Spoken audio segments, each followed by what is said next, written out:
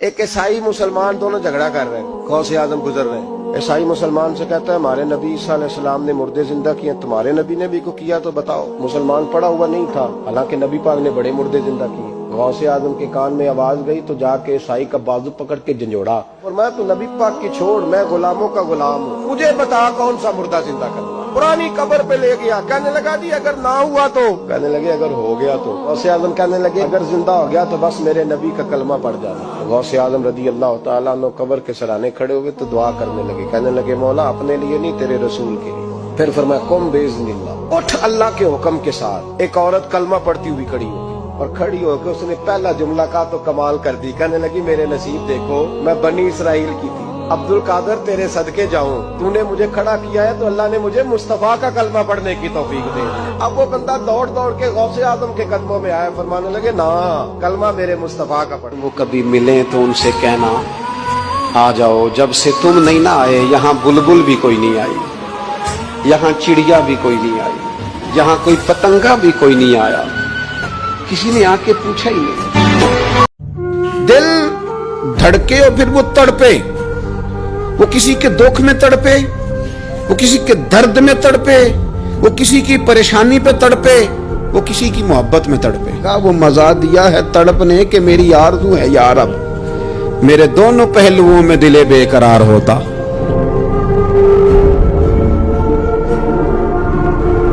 حضرت علی شیر خدا، فجر کا وقت تھا، ہاتھ میں چھڑی پکڑی تھی، 63 سال عمر مبارک تھی، کوفے کی جامع مسجد میں نماز پڑھانے آ رہے تھے۔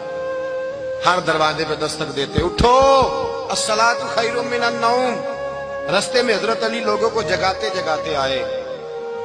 جب مسجد کوفہ میں پہنچے تو ایک بدبخت خنجر چھپائے کھڑا تھا، اس نے حضرت علی رضی اللہ تعالیٰ عنہ کو خنجر مارا۔ وہ دوستانہ جو 10 سال کی عمر میں شروع ہوا تھا، جب شیر خدا کو خنجر لگا تو پتہ لفظ کیا تھے؟ فزت برب الکعبہ، لوگوں رب کعبہ کی قسم میں کامیاب ہو گیا، میری زندگی دین کے کام آ گئی، میں کامیاب ہو گیا۔ حضرت علی کی داڑھی ساری لہو سے بھر گئی۔ حضرت شیر خدا فرمایا کرتے تھے ایک دفعہ میں بڑا بیمار ہوا، میرے سے اٹھ کے کھڑا نہیں ہوا جاتا تھا، حضور تیمارداری کرنے آئے تو میں نے کہا یا رسول اللہ پتہ نہیں بچوں گا کہ نہیں۔ حضور نے فرمایا علی نہیں، تو اس وقت دنیا سے جائے گا جب تیری داڑھی لہو سے رنگین ہو جائے گی۔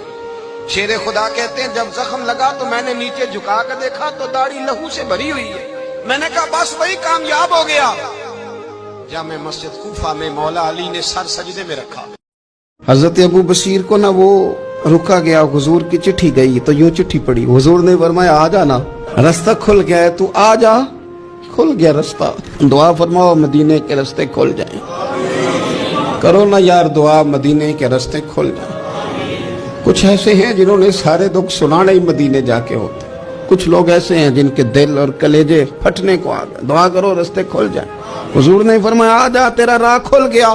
حضرت ابو جندل کہتے میں سرانے کھڑا تھا، حضرت ابو بصیر کے خط پڑھا، مسکرائے، اشارے سے کہنے لگے دیکھ میرے نبی کا خط ہے، حضور کی چٹھی میرے نام آئی ہے پڑھنا۔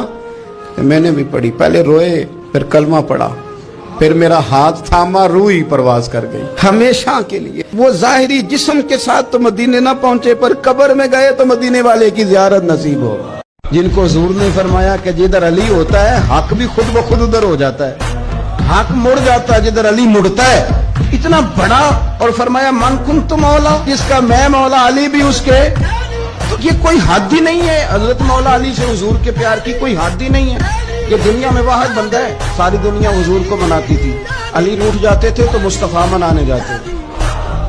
آج ہم بات کرنے جا رہے ہیں سیدہ عائشہ صدیقہ رضی اللہ تعالیٰ، وہ خاتون جس کو میرے نبی پاک صلی اللہ تعالیٰ علیہ وسلم نے فرمایا عائشہ تم سے نکاح کرنے سے پہلے حضرت جبریل امین علیہ السلام 3 دن تک ریشمی کپڑے میں تمہاری صورت لپیٹ کے لا کے مجھے دکھاتے رہے، اور عرض کرتے یا رسول اللہ صلی اللہ علیہ وسلم یہ عائشہ دنیا اور آخرت میں آپ کی بیوی ہے۔